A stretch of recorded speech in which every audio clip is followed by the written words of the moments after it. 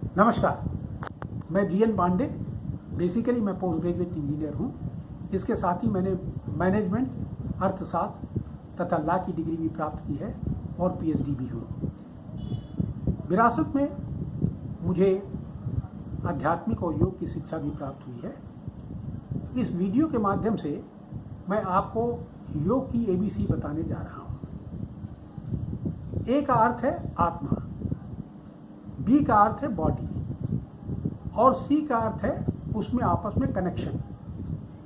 तो वो कनेक्शन कैसे है, इस पर विस्तार पूर्वक चर्चा की जाएगी। योग करने का सबसे प्रथम स्टेप है कि कहाँ बैठे। बैठने के विषय में कहा गया है कि शुचो देशे प्रतिष्ठापि स्थिर मासन महात्मना नात्य चित्तम नात्य नीचम चैला जिन कुसूत्रम। कि जो स्थान आप चुने बैठने के लिए वो स्थान साफ सुथरा हो।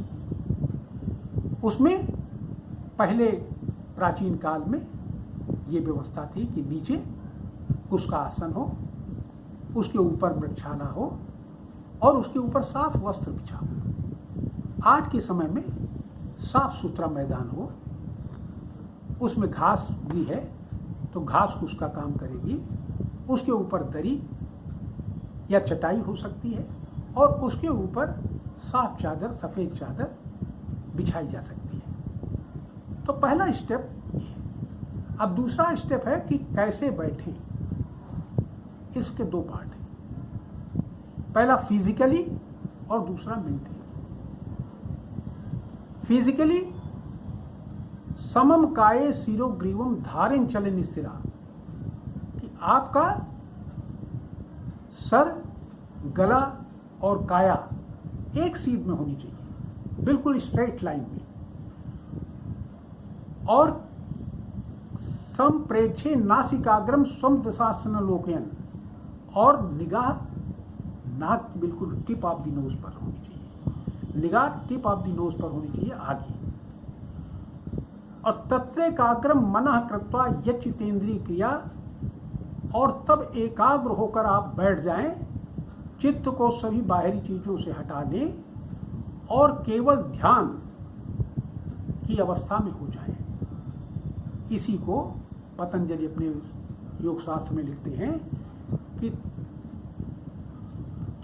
अथ योगानुशासन योगस चित्त वृत्ति निरोधा।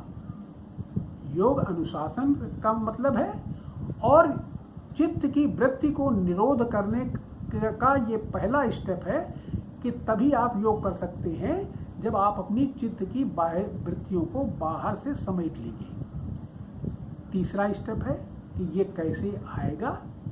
इसके लिए कहा है कि अभ्यास वैराग्य अभ्याम तन्निरोधा, कि आप बाहरी चीजों से धीरे धीरे जब इसमें बैठें तो धीरे धीरे इनसे बाहरी चीजों से वैराग्य करना सीखिए। उस समय आपका ध्यान बाहरी चीजों पे न रहे और उसका अभ्यास करें। अभ्यास का इंटरप्रिटेशन, अभ्यास का अर्थ बताते हैं पतंजलि कि यत्र स्थितो यत्नोभ्यास, बार बार मन को पकड़कर एक जगह लाने का ही अभ्यास कहते हैं। ये आज मैं केवल बैठने का और किस स्थान पर बैठा जाए इसके विषय में बता रहा हूँ। अगली बात अगले वीडियो में मैं बताऊंगा।